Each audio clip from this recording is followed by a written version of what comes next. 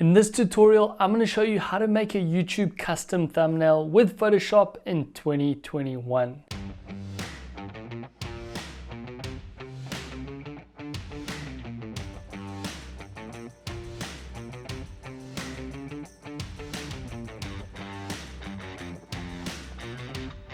To get started, create a new Photoshop canvas and we're going to select custom dimensions. And then I want you to make sure you have pixels selected on the right hand side. And we're going to have a width of 1280 and a height of 720 with a resolution of 600 pixels per inch. And then I want you to click on the blue Create button. These are the recommended YouTube custom thumbnail dimensions. You can save this as a thumbnail template on your computer as a PSD file.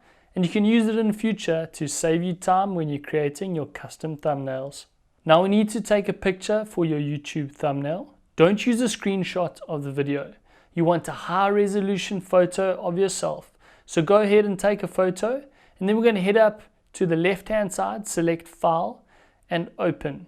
And then open up the photo that you've taken for your thumbnail. Now you're going to see when you open it, it creates a new tab here. Here's your YouTube thumbnail template and here's the photo that you've just opened.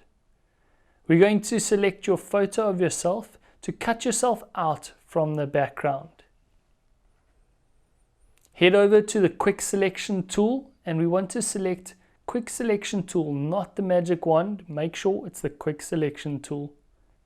Check that you are on plus and not minus. Now you can increase the brush size to fit your picture. Once you're happy with the size of your brush, you can head back in and start selecting yourself in the image.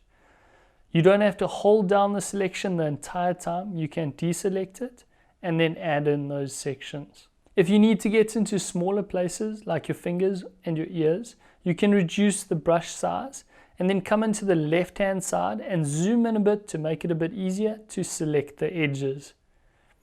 And you don't have to be exactly perfect here. We want to get as close as possible to a good selection. I'm pretty happy with that. Once you're happy, you can zoom back out and see how the selection is. Once you are 100% happy with your selection, I want you to go to Select and Mask.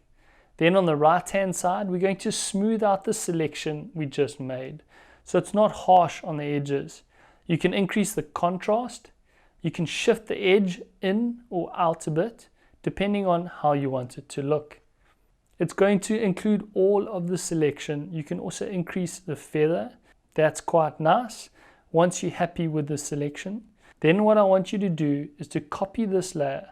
We're going to use the shortcut Command-C on Mac and Control-C on Windows. Then you can paste it using the shortcut Command-V on Mac and Control-V on Windows. Now head over to the right-hand side and I want you to click on the eye to remove the main image. You will see there in our selection is removed from the background.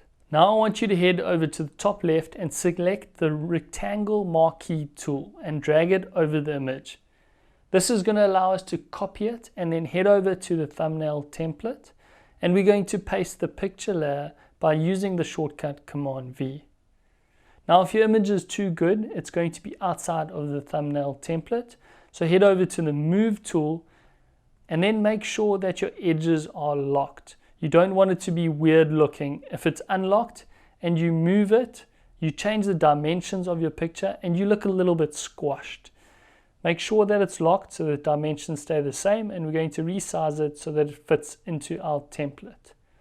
Let me just show you what it looks like if it isn't locked. You might end up with a very squashed image and that's not going to look very good. So make sure that it's locked the entire time that you're moving your thumbnail, or you can shift it to the exact position that you want. We like to have it on the edge so that you can use as much space in the thumbnail for your text. The next point of call is to add in a background. So we'd like to duplicate the background layer so that we can put in a color there.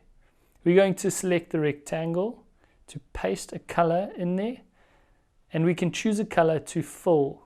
Now we like really bright colors. I like green, a red, or a blue, depending on what we're going with for our specific image. We're going to go for a nice bright green in this image to get attention and get clicks from people on YouTube. Next, I want you to head back to your photo layer.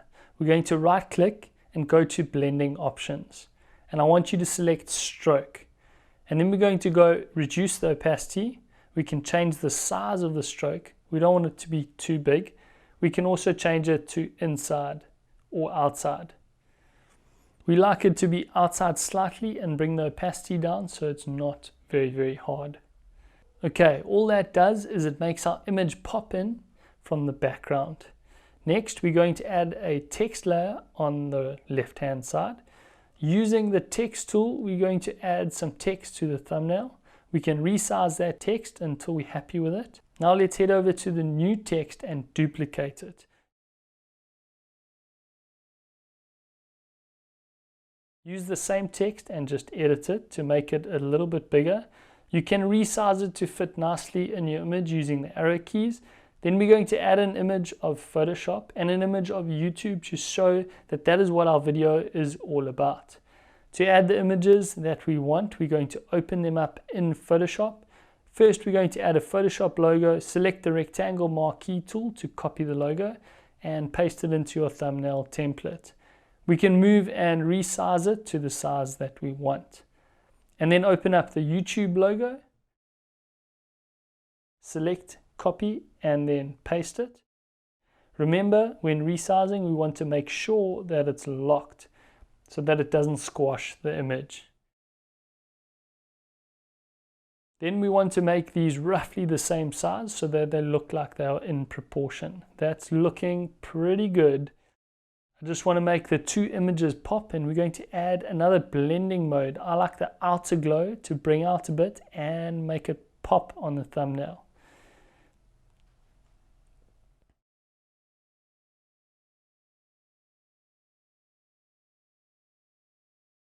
Next, what I want to do is to change the text from regular to bold, just to make it stand out a bit more. It's easier to read your thumbnail text when it is small on the mobile phone. I also like to rearrange things to see how they look in different places. So let's see what it looks like if we put these two at the top, and then the text actually looks better here. And there's actually more space at the bottom to make the text a bit bigger. Then we need to save this as a template on our computer so we can use it again to save time creating thumbnails later. Now we're ready to export the image. You have two options here. You can export it as a JPEG.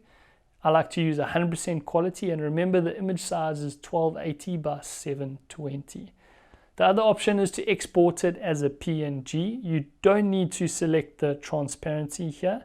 Using a PNG, it does come out at a better quality image once it's uploaded to YouTube as your thumbnail. We're going to export it into the folder where our video is going to be.